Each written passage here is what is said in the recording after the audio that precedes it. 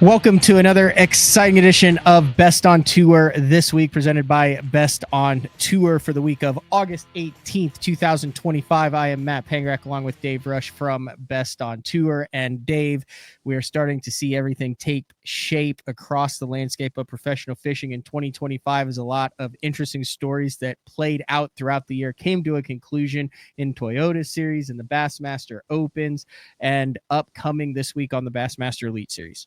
Yeah, definitely, Matt. Season winding down, but a lot of stuff at stake, and a lot of questions getting answered here at the end of the season about who's going to qualify, requalify, advance to championships, and so forth. So, still busy in the world of professional tournament fishing. We'll kick things off up north where they had the Thousand Islands Open and MLF Invitational, a Bassmaster Open, and most recently the MLF Toyota Series on the St. Lawrence River out of Messina, which some records were broken. First and foremost, a big win by Brody Campbell. No secret that this guy can catch fish and has been in the winner's circle numerous times. Impressive weights to get things done on the St. Lawrence. Yeah, he bookends the season. He won the opener of the Toyota Series season on Sam Rayburn. Barely missed out qualifying for the Bass Pro Tour via the Tackle Warehouse Invitationals with a 47th place finish at the SLR a few weeks back. Only missed qualifying by 1 point, but took a little bit of the sting out by getting a win there at the SLR. Record broken on day two of that event. Eric Luzak from Canada came in with a 31-pound 5-ounce limit of smallmouth bass out of the St. Lawrence. He had a 7-pounder and then a 7.15 for his two big fish on that day. Only caught 6 fish during the entire day, making a long run from Messina. Said he got to fish for about 4 hours of that event. A prototype lunker hunt twitchy twitch.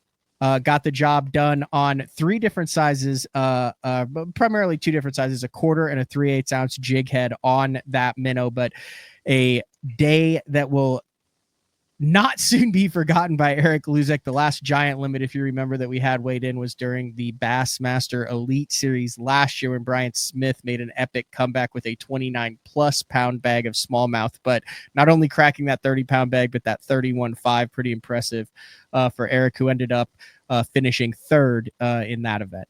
Yeah, with weights like that, no secret on why the major tournament organizations keep returning to the St. Lawrence River. Always a good crowd, and the fishing never disappoints.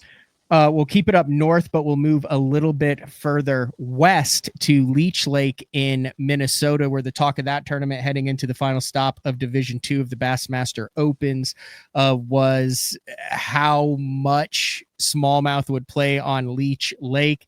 It turns out that a familiar last name wins with 10 largemouth. Yeah, Laker Howell getting the job done and doing it the way he likes to do it. Up shallow, some frogging going on, largemouth. End up taking the day there at Leech Lake, but I know the weather had a lot to do with that as well. Yeah, Division II with 4 tournaments, 3 tournament days, 12 days scheduled in that division.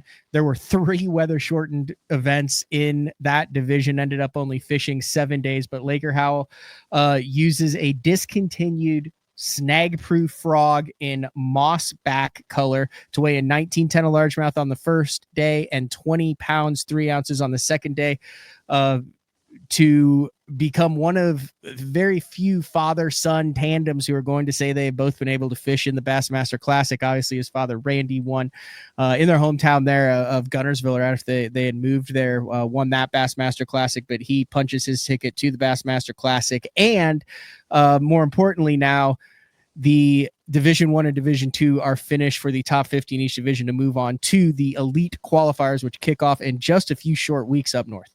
Yeah, Laker Howell giving himself an opportunity to not only fish the Bassmaster Classic, but if he wins, become the only father-son tandem to have Bassmaster Classic titles. EQs starting off here shortly. We have the final qualifying standings are out. Division I of the Opens, Lucas Lindsay takes the first place. First place there, and a familiar face, Chad Pipkins, sneaks in at 50th. So Chad will also be competing in the EQs. Division 2, Pake South, the number one angler there, and Lane Olson takes the 50th spot. So looking to be a really competitive EQ event. The AAA divisions dominated this past weekend on the professional scene, but the Elite Series for the second time in 3 weeks is back in action, kicking off on Thursday. The final stop of their season in a squeaky tight Angler of the Year race takes place at a familiar venue, La Crosse, Wisconsin, for the final stop of the season. Trey McKinney tied with Chris Johnston, who is looking for back-to-back Angler of the Year titles, both with 690 Angler of the Year points. Then Kyoya Fujita is in third, but 40 points, a full 40 points behind those two. We'll see how things shake up this week on Bass Live, but it appears to be a shootout between the reigning and defending Angler of the Year champion Trey McKinney. If you remember last year, would have been in that same position had it not been for a disqualification of a day one wait due to inadvertent rules infractions. So we could see one of the youngest Angler of the Year champions in Trey McKinney, but also there's another cut line in that. Roughly the top 40 make the 2025 Bassmaster Classic, and there are some familiar names with a rich history on the Mississippi River out of La Crosse who are vying for those final Bassmaster Classic spots in 2026. Yeah, this is definitely going to be a tournament you want to keep track of. A lot of things at stake on a familiar fishery, as you say. But one thing about La Crosse, Mississippi River, it is constantly changing. So experience can play a role, but grass, current breaks, all kind of things change. So definitely going to need to adapt to the current conditions to do well there at La Crosse. Currently first out and 41st is Brandon Lester, followed by Wisconsinite Pat Schlopper, who is in 42nd, made a big jump in the standings after he won earlier this season on the Sabine River. And then in 43rd, Brandon Polinick, who has also had great success, was leading a tournament one of the first times that they went to the Mississippi River up in La Crosse. Do want to mention dropping down to 45th place is Kyle Patrick, suffered a tick bite which resulted in some heart complications, and doctor's orders cannot have a raised heartbeat for several months. So he is taking a medical exemption for the rest of the year. He was firmly inside